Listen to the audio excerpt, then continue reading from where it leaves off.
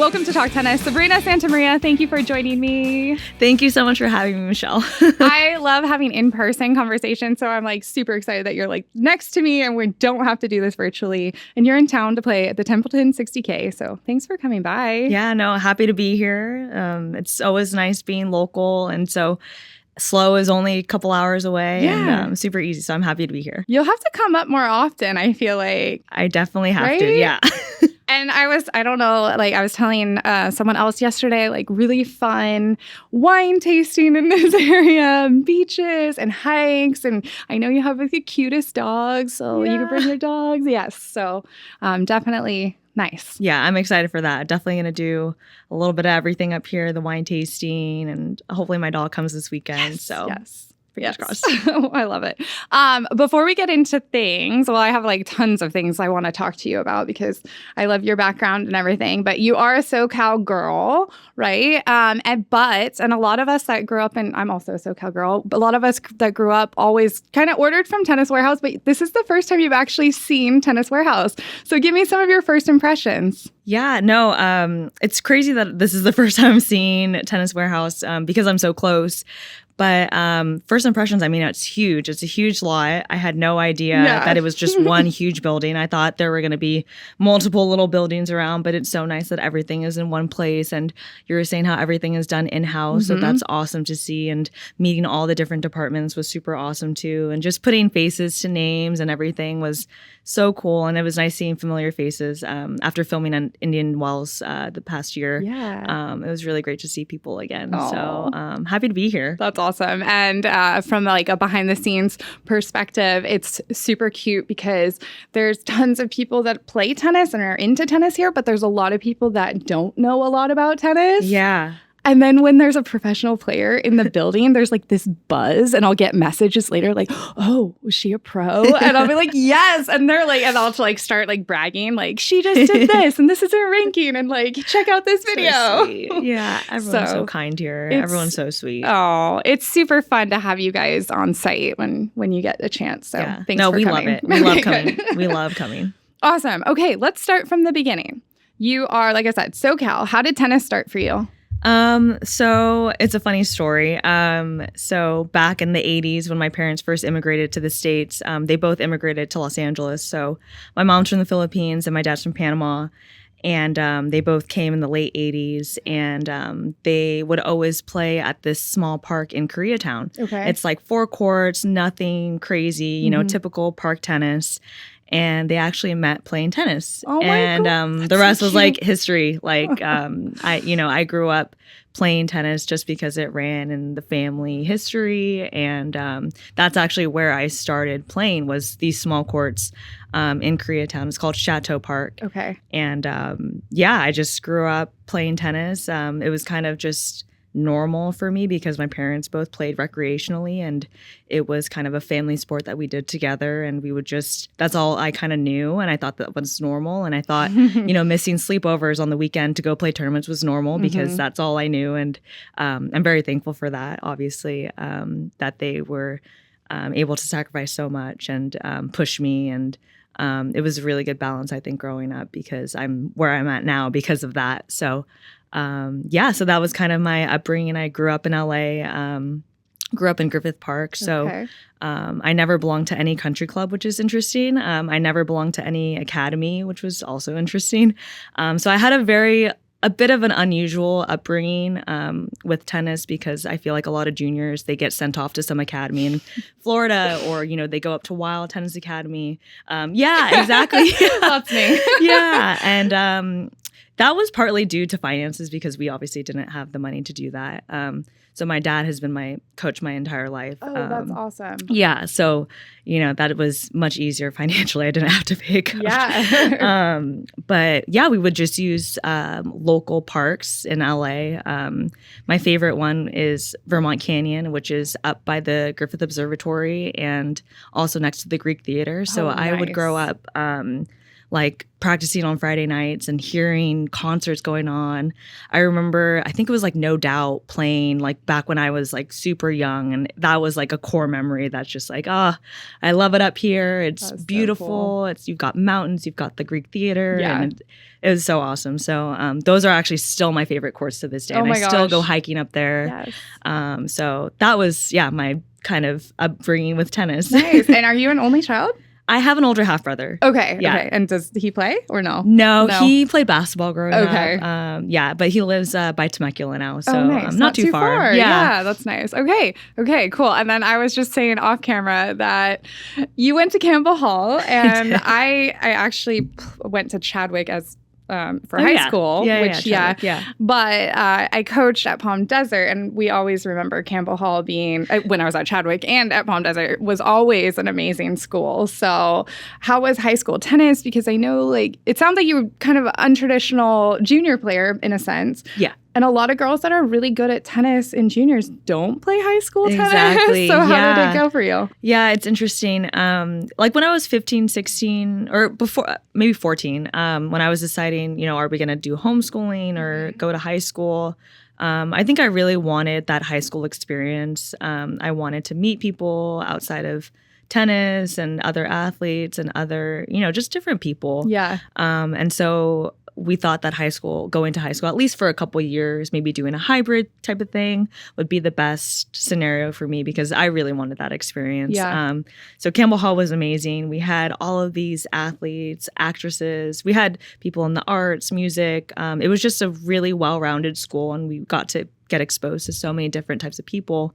And yeah, like you said, it's a bit unorthodox for someone that's, quite good at tennis to go the high school route because generally you do homeschool and you go to an academy. So for me, I wanted to pick a high school that had a really good tennis program. And at the time, the competing schools that we competed with had a lot of good players. Like Nicole Gibbs was playing for Crossroads. You had Logan, who was playing for Brentwood, who then went on to Stanford. Michelle Salahian, she was also on our Campbell Hall team. Sarah Lee, who was also on my Campbell Hall team. They both went to Michigan. So we had a very competitive Southern California high school tennis program. So that's another reason why I went to high school and decided to play high school tennis was just because the competition was really good. And every week you were getting good match play. So I was like, yeah, this is a no-brainer. Yeah. I get good practice and I get good matches. And that's, for Nice. development, that's awesome. So high school tennis was awesome. Okay, Yeah, cool. That's it was good to great. hear. That's good to hear. And then from there, you went to USC. Was it always going to be USC? I know. We've got a lot of USC fans in the house.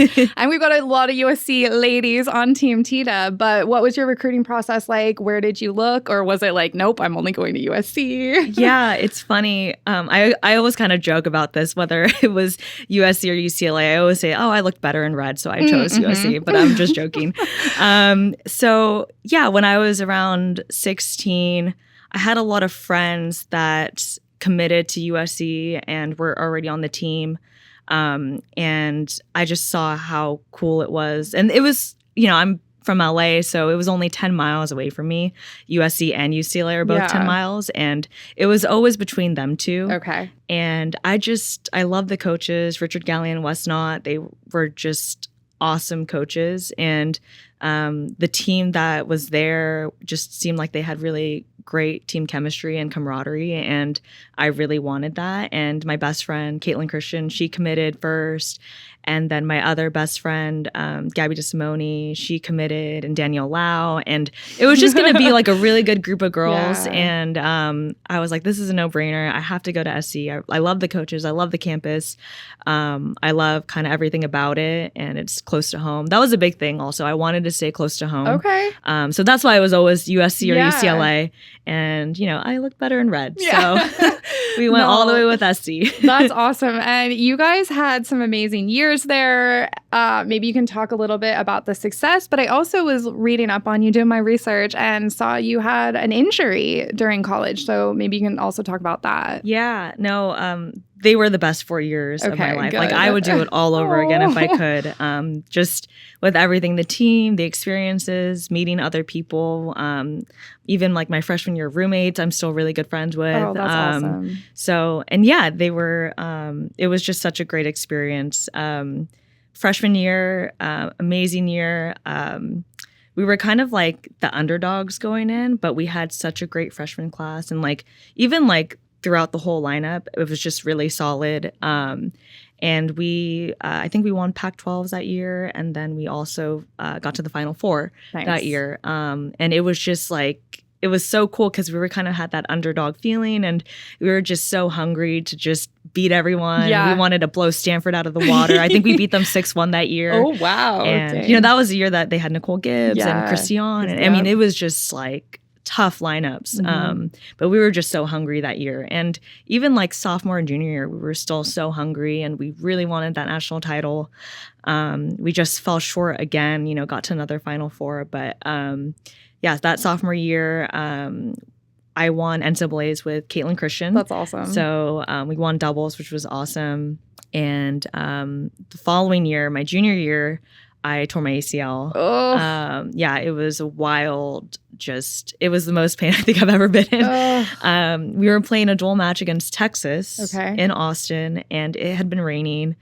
And because of the rain, we had to go indoors. And they had this brand new indoor facility. No one's ever set foot on those courts. Uh-oh. And it was just like really sticky and gritty. And it was the first match ever on those indoor courts. And I think I had like new shoes too. And I remember playing in my singles match and I was running for a ball and I just felt like my shoe kind of stick onto the surface and then my leg just go in and out. And I just immediately knew something was wrong, fell to the floor, like in pain. I was just screaming for help and like everyone stopped playing and they're like, what's going on? And they no. rushed to me and I just couldn't, I was just like in shock at first and I was like in hysterics and I was just like, I thought I broke my leg. Yeah. And after like about 20 minutes on the ground, I was like, okay, I think I'm You're like, I got I'm good. this. Yeah. I, took a couple of deep breaths and I was like, okay. So I got up, went to the shower and I was like, okay, maybe it's not so bad. Maybe it's just like a Right. bad sprain. Right. And I decide, okay, let me try walking a little bit. I take a step. No. My leg completely gives out. It was like jello. I was like, this is not good. Like I can't put any weight on it. So I was kind of at that point still kind of like in denial that I tore something. I was kind of like, okay, maybe it's just a bad sprain, give it a couple of days. And so we couldn't even do the ACL test on me because I was just in hysterics and Oh I my just couldn't gosh. even Yeah. get to that point. So we flew back home. The next day, they did the ACL test and it confirmed that it was torn and that I needed surgery. And I was freaking out. Yeah. But luckily, I had my teammates who are like my best friends, Yeah. and they were all they rallied around me and they were so supportive. I remember, so another Team TW player, Yes. Juju Olmos. Yes. So she's been my best friend since college, and we're the same year. So we went freshman, all throughout our college career together. And when I tore my ACL, she was by my side Aw. like a puppy dog. Like she was she would follow me and she would That's help so me. She cute. would have to lift me up onto my bed. She would help me into the shower. She would paint my toenails. I Oh mean, my I gosh. owe a lot to Juju because she did so much for me That's so during sweet. that time. Yeah. And then I had the surgery and it was hard because it was still in season, so a lot of my teammates or the whole team had to go, to Seattle and to Arizona, and you have to go to all these matches, and I couldn't travel, so it got to a point where it was like kind of lonely, and so then I decided, oh, maybe I'll just start dating because what else is there to do? Yeah. I had school, and I was like, well, my friends are gone, so maybe I start dating, and if anything, I make new friends out of it. Totally. But I ended up meeting my husband Nice. during this injury. And ever since our first date, it was like our first date was actually playing tennis. So that's kind of funny. So it's kind of a long tradition of meeting your spouse what the heck? That's so on a tennis cute. court, I which is love kind of it. funny. And then the rest was history. And he's been traveling with me every so often. And we've been together 8 years now. So yeah, he travels when he can. He works remote right now, which is nice. So he's with me here in Templeton. Oh, awesome. But he's working, and he's normal also. He's not a tennis player. Okay.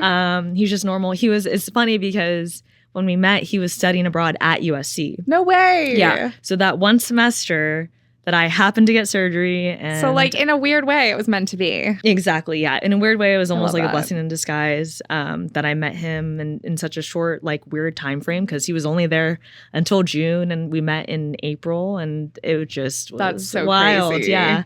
And he's originally from Finland. And so, yeah, it's just funny how it all happened. And we were long distance for a while, which was tough. But now he's in LA for the last couple of years, so I really love good. that. I had like goosebumps hearing that story. No, That's so it's a cute. wild story. Yeah, so that whole injury was made a lot better because of him. Yes. So how long were you out for though? I was out for about 10 months. I came back at 10 months and then I was playing tournaments but I was starting slow. I wasn't pushing myself, and even when I started season up again in January. So I came back like in October. Okay.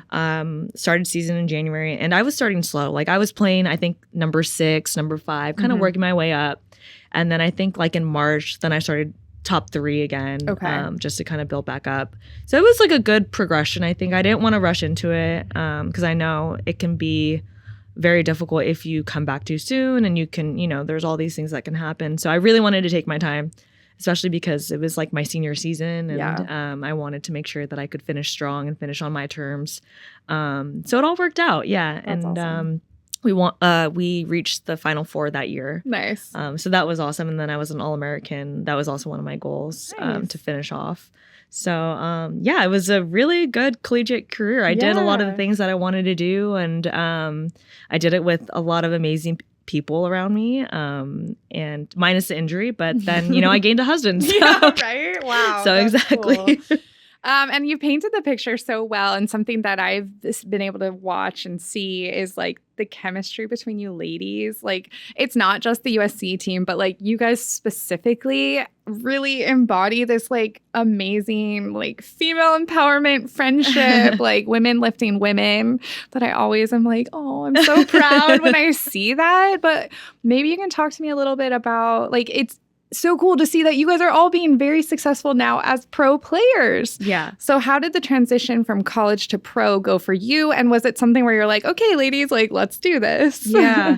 No, it's been amazing. We have so many girls on tour right now.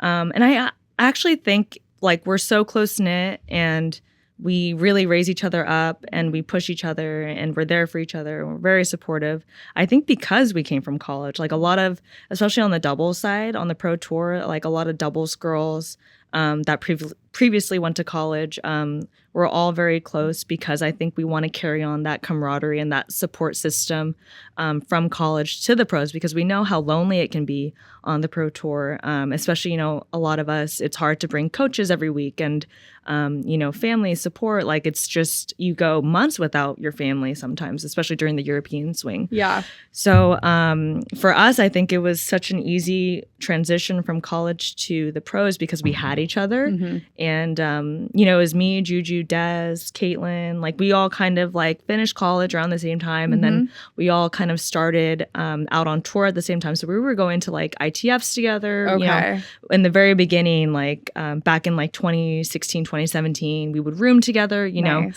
and back at that time, we always joke because, we always wanted to save money. And so we would pack like 4 girls in a bed, Yeah. whoever lost, we would say, oh, you come bunk with me. Mm-hmm.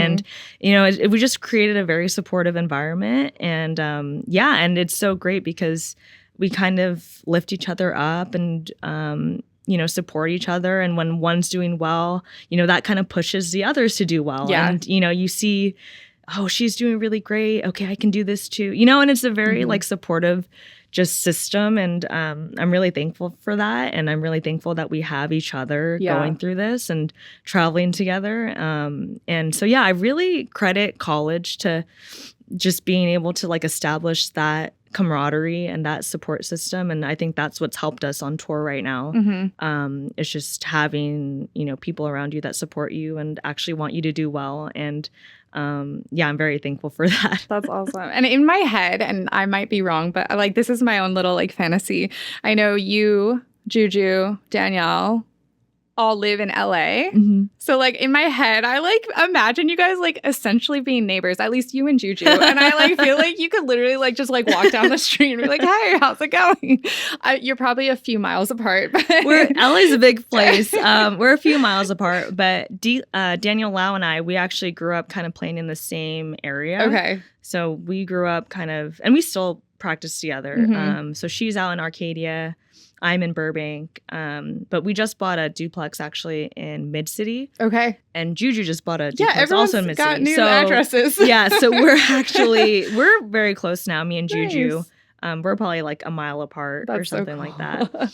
And then Caitlin's out in Rancho Cucamonga. So she's a bit out there. A little farther. Okay. A little farther. But we hang out all the time. Yeah. We're best friends. And we're almost like obsessive with each other. Like we do everything together. Even when we're on the road, we do everything together. Like it's really funny because I remember in Miami this year, I had to play Juju first round. Oh gosh. But we were still like, we were having lunch together and we'd have dinners together. And I remember people were like, you guys are playing each other. Yeah. Like, why are you still? And we're like, well, we're best friends. Like we're not, once we step on the court, we want to beat each other. Right. But, up until that point, we carry on like, we're besties. So nice. Yeah. So it's funny, but yeah. And honestly, like all of my friends in college and now, I think we're just going to be lifelong friends, and those are the friendships that you're going to have, forever. Yeah. Yeah. Oh, that's so cute. That kind of leads me into the doubles chat. Right now, I feel like you're more of a doubles specialist than singles. Did something lead you to that? Are you going to be back in more singles tournaments? And also, I always want someone to explain this to, especially our listeners, explain how hard it is for doubles players to get in, like doubles specialists to get in tournaments when they're not necessarily like high ranked singles players. Yeah. So it all started when I made the switch from singles to doubles only. It was kind of in 2016, 2017. At that point, I had been on tour for about 2 years and playing singles and doubles, and it was a grind. Like, I'm not going to lie. Like, you're going to middle of nowhere countries, cities by yourself because, finances are tough straight out of college. You never got a job. You were just training. And, so bringing a coach was out of the question. Yeah. You have to pay for accommodation. You have to pay for your airfare. And you're playing 15Ks, which there's no money unless you win it. And that's maybe $1,000. So it's definitely very difficult to break even. And 15, 25Ks, all of these ITF challengers are very difficult. And so for 2 years, I was doing that. And I was just constantly like breaking even and not making any money. And I just felt like I set realistic goals for myself, and I said, okay, if after a couple years I'm not making money, I need to choose a different career path. And so at that point, my doubles ranking had actually shot up a bit, and I was making WTAs. Okay. And I was like, man, like WTA life is nice. Like you get hotels, you get food, like you just have to pay for your airfare, and the prize money is so much better than, back at the ITA I was playing singles. And so for me, it was more a financial decision because I wanted to be realistic with my tennis career, and I needed to start making money. Yeah. And this was going to be able to be a more sustainable career because longevity-wise and just financially, it seemed like the best option for me. And I still wanted to do what I love. And so I made the switch over to doubles only. And it just shot up, cracked top 100, started getting into Grand Slams and bigger tournaments. And, I've loved it ever since. I still, I'll dabble in some singles every now and then. Okay. If I play a lower tournament and I happen to get in, I'll play for fun. But doubles has been the focus the last, ever since 2017. Nice. Just from a financial standpoint. And going back to your question about breaking into doubles only, it is quite hard because you have a lot more girls doing that. And, tournaments are tougher. I think especially after the pandemic, we're very limited in how many tournaments we have. And, Mhm. you know, I just came back from Korea and we didn't have a Asia swing. So I went to Korea for one tournament and that was it. And I came That's back crazy. home and it's just, you know, there's a lot less tournaments. And so it's harder to break in. But you know, everyone has to start somewhere and we all started at the bottom. You know, we all had to start at the 15Ks and it's just one of those things where you just have to keep building and, you know, hopefully you break through eventually. But it takes about a year, I'd say, like Yeah. a year to a year and a half, 2 years. So yeah, it's It's definitely not like hard. you have one great tournament and then you're like, oh, I made it. Yeah, exactly. Yeah, one tournament, well, it'll help you, but you got to have a few more of those. Right? Yeah. Oh, that's cool. Then, of course, the question is, how do you pick your partners? Because I know I've talked to a few, you know, there's a bunch of great doubles players out there right now. And some are like, no, I'm playing with this person for the rest of the year. We're trying to make, you know, end of year. But I've seen with like your little crew, sometimes you guys switch up. And like, I was kind of just joking. Juju and Gabby Dabrowski were in Tokyo while you guys were in Korea, Yeah. which is kind of nice. You're like, okay, you guys go over there. We'll be over here. Yeah. But Gabby had just played, Luisa Stefani just came back Yeah. and she just played with her. And so it's kind of like, how does that work? Or how does it work for you at least? Yeah, definitely sticking with one partner is ideal. Yeah. Because, you know, you kind of get to see each other's styles and you mesh really well and you get to progress as a team.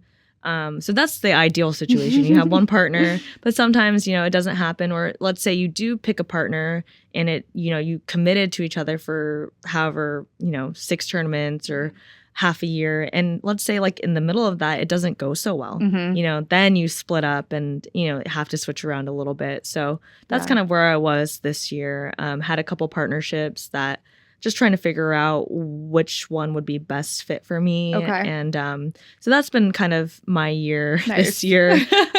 So hopefully next year it's more of a stable, you know, at least for half the year. That would be ideal. But for me, I just try and pick someone that I know really well, that I get along with on court. And the communication has to be, you know, top notch. Because I think communication is super important, especially in doubles. So usually, and we kind of have like a crew that we kind of like switch around, and usually it's doubles, girls only, and past college players like Kat Harrison or Caitlin Christian. You know, we kind of all played together. So definitely having friends it helps. Yeah. Successful friends. Yeah, successful friends helps. Yeah. No, it's been great watching all the different partnerships, but like there has been a lot of success, it seems, this year, which is great too. Yeah, with different partners. Yeah, exactly. Did you know who you were going to play with in Templeton? Yeah, as of a couple of weeks ago. Okay. So that I didn't know, because like sometimes I was watching on the ITF the players list and your name was not on there like at all, and so I was like, and then all of a sudden I was like, oh, Sabrina's coming too. Yeah. I'm like, oh, that's cool. Yeah, it's kind of funny. Like these doubles lists, you can sign in on site. Okay. So that means you can just show up like the day before and sign in. So for these ones, and even like WTAs, you can sign in on site. Okay. So definitely you can do it later on. Which is kind of funny because then people are like, I want to watch you play, but I don't see your name. And I'm like, oh, just wait for it. Yeah. It'll come. That makes sense. There's so many things that I feel like we as people that are fans of tennis don't really understand. And even something that I always ask, but I think you kind of answered it already, is like, how do you book your travel when you have no idea if you're going to make it to the end of the tournament or, you know? Yeah. So being on tour for as long as we have, we kind of have some travel hacks that we have kind of figured out. So I'll share a couple. Yeah. But it's very difficult. We are literally our own travel agents. We book everything from hotel to airfare, unless you have an agent, which a lot of doubles players don't. Yeah. So basically we try and find the cheapest fare. I usually go economy. If I can use points and I have enough and I think it's a good redemption, then we'll bump up to business. But generally it's economy, lowest fare. This time I'm trying to stick with United Partners just to get the status. I'm almost at gold. So I'm like, okay, let me just get that gold status, get the extra free bags. But usually it's lowest fare. And then, we never really book for the next week until we finish the tournament. Or if you make it let's say you know that you're going to be in the tournament Friday, Saturday, or Sunday. Mhm. Then you can also book flights Friday, Saturday, and Sunday and just cancel them within 24 hours, depending on how you do. There you go. So a lot of times we'll do that. And sometimes we have really great luck with that because it's almost like a weird like mental thing where we actually do better when we have a flight booked. Okay. And it's like more reason to cancel. So we're like, oh, okay, yeah, I won. So I'm going to cancel that, keep the other flight. And one thing we did this summer after we finished Wimbledon, the flights going back to LA were just astronomical. Mhm. So we all actually booked round trips originating in London, returning from LA for the next summer. Oh, wow. So that's a little hack. You That's save savvy. $500 or Dang. $600 booking a round trip that way. When you'll probably Be back. come back that summer. And you can kind of change the dates here and there too. Which is nice. So at least you save, a good bit and you've got Yeah. the flight for next summer already. So that's Nice. a win-win. And then another thing, we use credit card points, Chase Sapphire Reserve. We all have that card, which is amazing for lounge access. That makes things so much easier. Point redemption, transfer partners. We kind of look at every single avenue, what's going to be the best redemption, transferring to Air France or transferring to United, Delta, whatever it is. And so we kind of exhaust every avenue to try and find the best deal. Nice. And then even booking in, different currencies. Like Oh, wow. coming back from Korea, I booked in the Korean yuan and saved like a couple $100, or the Norwegian krone. I've done that. Like, just different ways to kind of save money because we're all about saving, Yeah. especially on the doubles tour. Yeah. So those are kind of my little hacks. Oh, I love it. That's awesome. That's so cool. I have always been curious to ask someone that. So thank you for that. Let's talk gear a little bit. Yeah. I know you're a vocal player and we don't see a ton of vocal on the pro tour, but talk to me a little bit about your history with the rackets and what racket you play with and why you like it. Yeah. So I started playing with vocal when I was 16. Okay. It's kind of funny because I was a Wilson girl growing up. Okay. So from 12 to like 16, I had been playing with Wilson, and I had a junior sponsorship, and they were going through budget cuts, and they actually cut me. Oh, no. It was when I was 16, but it's okay. It's another blessing in disguise. Yeah. So then I got picked up by Vocal, and I just asked, is there a racket similar to my old Wilson? And I got set up with the older Vocal V-Cell 8 back in the day. And I loved it. And I loved the string combo that I had. And they were great. And they treated me like family. And, I think they have a warehouse down in San Diego. So everything was just shipped really quickly. Nice. And I've been with Vocal since I was 16. That's awesome. And I've kind of been with the same like racket, but different kind of variations. So right now I'm using the Vocal V-Cell 8, using the Cyclone string along with that. And kind of I've been tinkering with my tension a little bit. So I dropped down to 45 pounds. Oh, wow. From 48. So a bit of a nice little change, get a little bit more. You've got all pop on that it. touch, though. Yeah. I try. Yeah. And they've been great ever since I was 16. So definitely super loyal to Vocal. That's awesome. I love that. And then you also have some really fun sponsorships. Like you have a food sponsorship. Yeah. And like I'm pretty sure you have some other accessories and like other fun ones. Tell me about it, because I'm always like on your social media. I was like, oh my God, she got snacks. That's so amazing. Yeah. No. So I have a Lesser Evil popcorn sponsorship. Yes. They are amazing. They're the best popcorn I've ever had. Oh my gosh. I tried it last year for the first time and I was hooked. I was buying up that popcorn like no other. And I had emailed them and I was like, hey, I love your popcorn. I am obsessed with it. I would love to do like a social media collaboration of some sorts or some sort of partnership. Like I love your popcorn. Like I just want the free popcorn. And they're like, yeah, sure. Like, they set something up, and I guess word got around to their CEO, Charles, and we actually had a phone call. And we chatted, and he loves tennis and he really wanted to help me out. Oh my so we gosh. kind of came to an agreement with the sponsorship, and it's been such an awesome year with them. They are amazing. They're out in Connecticut, and I visited their factory when I was in New York for the US Open, and it was so cool seeing how everything was done in-house, just like here. Oh, nice. And it was a very like family-oriented operation. And, I got to meet the workers to, marketing to everyone in between. And it was so cool to see the popcorn being made in real time, packaged, sealed, and literally loading up to all these factory trucks. Yeah. And it was so cool because their warehouse, they were packaging everything. And he was saying how things are gone in 3 days. So they clear out their warehouse in 3 days. So I'm Wow. like, oh, wow, everything is like really fresh. Like, Yeah. you know, it's only there 3 days and then it's out like on the shelves. on the shelves. Crazy. And it was so cool to see. And we had, you know, we played tennis that day and it was so fun to meet everyone. But that's been a really awesome partnership this year. And I'm so thankful for them because they've helped me out a lot. And they have the Nice. best popcorn. So Nice. highly recommend that Yes. popcorn. You can That's find it at so Whole cool. Foods. I was going to say, I know Whole Foods has it. Whole Foods has it. I think like even Sprouts, Ralph's, they carry it. Himalayan Gold is one of my favorites. It's so Okay. good. But yeah, no, I love partnerships, especially with brands that I use and that I'm passionate about, because it's so much easier to, you know, really push out product that you're passionate about. Yeah. And I'll only ever partner with brands that I actually use. So that's a big deal of mine. I won't say yes to any partnership because Nice. that's really important to me. And that's also like authenticity and, Yeah.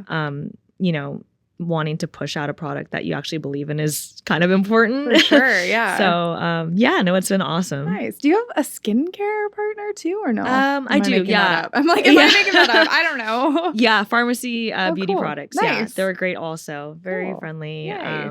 Vegan and cruelty free, I believe. But yeah, no, I love it. And I love doing social media stuff. It's really fun for me to do on the side. And I try and get creative with it as much as I can with all my Yes. different partnerships. And I try to not make it look so much like an ad, but you know, sometimes it's hard. No, but your I stuff try. looks awesome and super authentic, and you're dabbling on this TikTok side of things too. A little bit, yeah.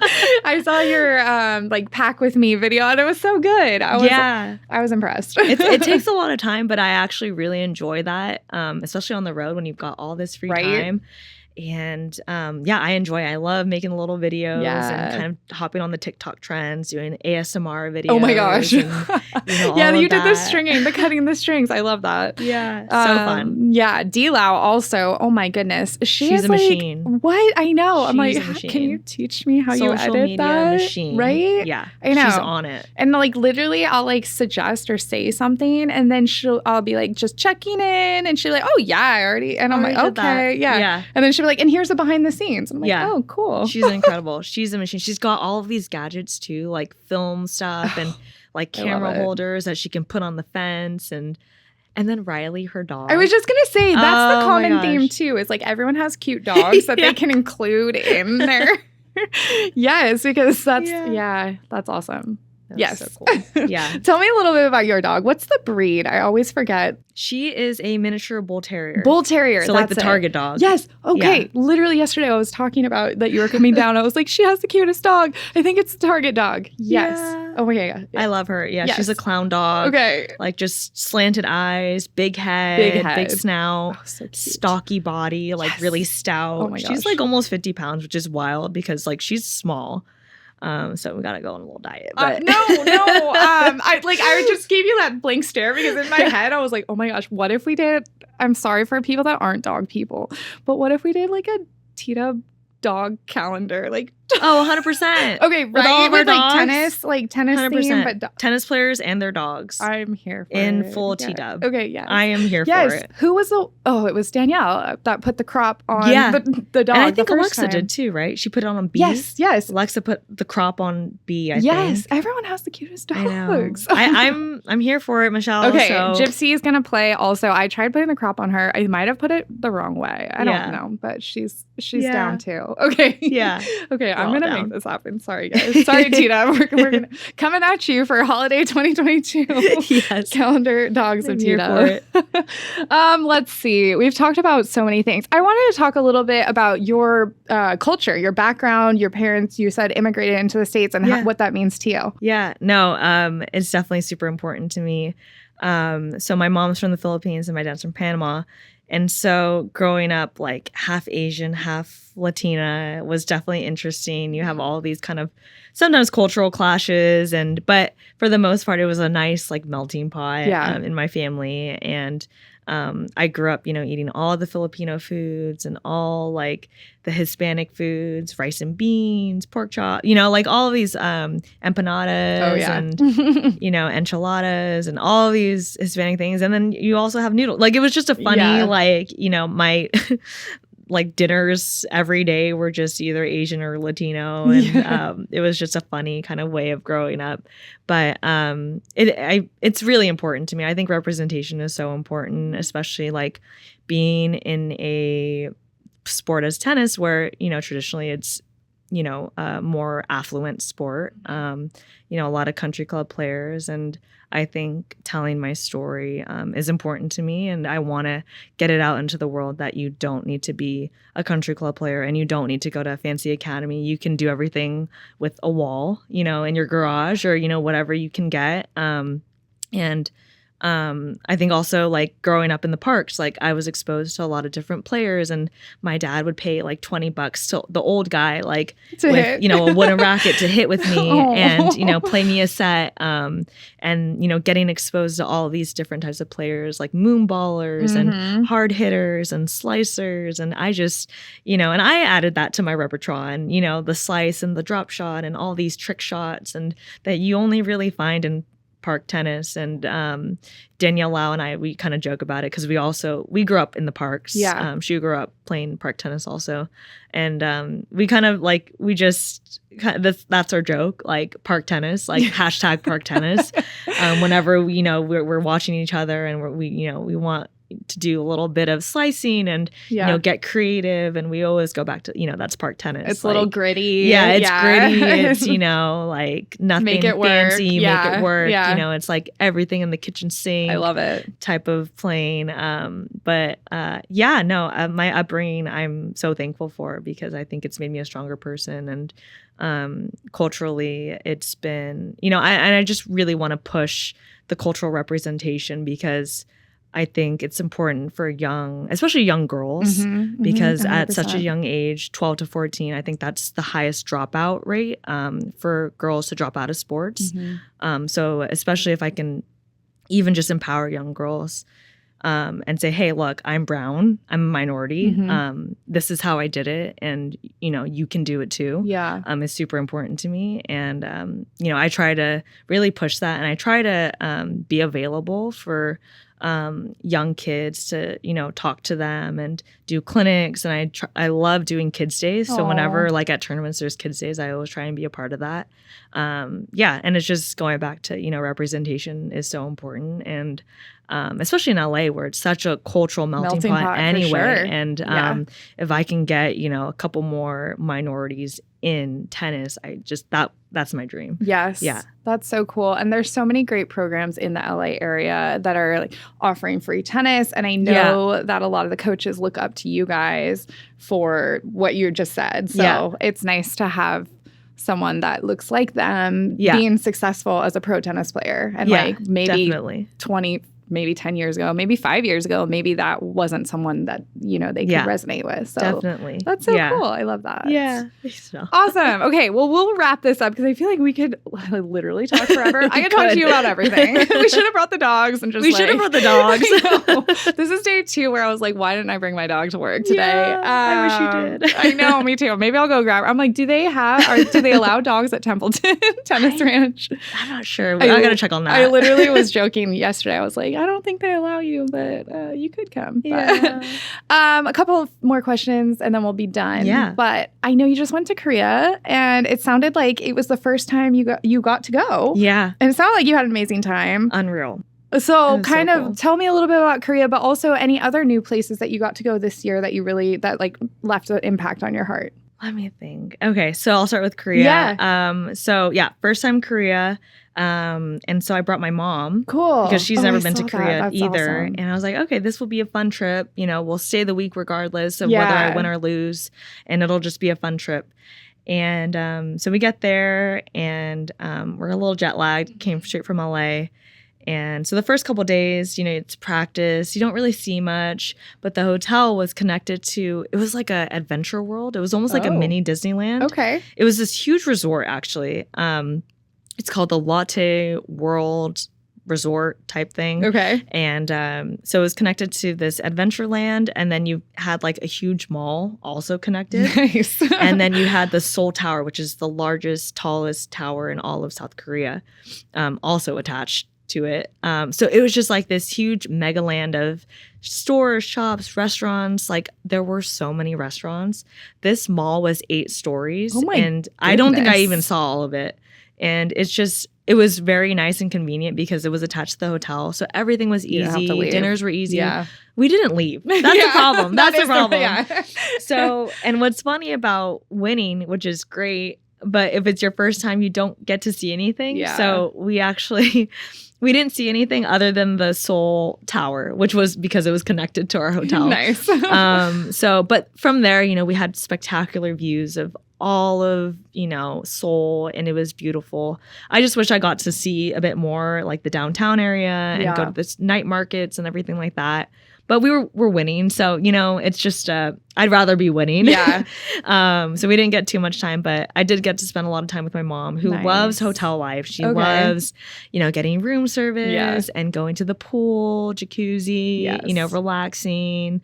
So she enjoyed that, which I'm happy about. But yeah, it is hard, like traveling for tournaments. It's a lot of tournament site, hotel, Yeah. tournament, hotel. So you don't get to see much, but unfortunately, but I loved it. Like the food was Nice. incredible. The people were amazing. And the skincare, Oh, unreal. I saw your post. Skincare, sunscreen. Nice. Oh, so good. I stocked up. Like our suitcases were quite full coming back home, but Oh my gosh. it That's was awesome. an amazing trip. And I asked Asia how you toted back that trophy. She said she had her ship, but you brought Yeah, hers I up. brought it back. That trophy's massive. It's huge. It's beautiful. It It's is a gorgeous beautiful. vase. The design is just, I'm sure it's hand drawn and hand painted That's because so it's cool. gorgeous. But it was quite big. And luckily, I was able to carry it on because my mom had an extra hand. She only nice. had one piece of carry-on luggage and I Okay. had 2 already. So my mom was able to help me out with that. But the That's trophies cool. can be so big sometimes. And I'm like, how do you expect us to travel with this? But luckily there's a shipping option too, Okay. which is good. When you carry a trophy back, like as a carry-on, do they box it up or are you just like legit carrying it? Usually they box it up. Okay. Usually it comes with a box. So luckily this one had a box because I don't know what I would have done with it if it didn't have a box, because you want to be careful with it. Usually it all comes in boxes. Got though. it. So 'Cause I was they gonna say help us that- out. Yeah, you would get a ton of people like saying, "Oh, congratulations!" Like, what Is it? Yeah. Well, actually, TSA did stop us when we Oh. were going through. They're like, "What is this? Like, Mm. what's inside?" Yeah. And I had to point to like the credential because the English wasn't very like, the communication was difficult. Mhm. So, and then he was like, "Oh, okay, got Nice. it." And I'm like, "Yeah, great, we're good." Okay, last question. What does a couple days off at home look like for you? What do you love to do when you don't have to play tennis and you get a few minutes to relax? I have like a whole day. So either I'm having breakfast or brunch with some of my friends, Nice. trying to just catch up. Then I'm hiking with my dog. Oh, love I it. always do that Griffith Park Trail. Yes. That's my favorite. Then I always have to hit up my favorite burrito stand in LA. It's called Yuka's. Okay. It's like also where I grew up.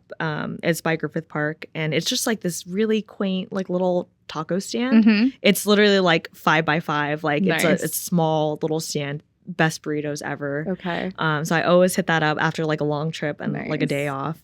And then sometimes I'll go to like the local club and just go swimming with my husband.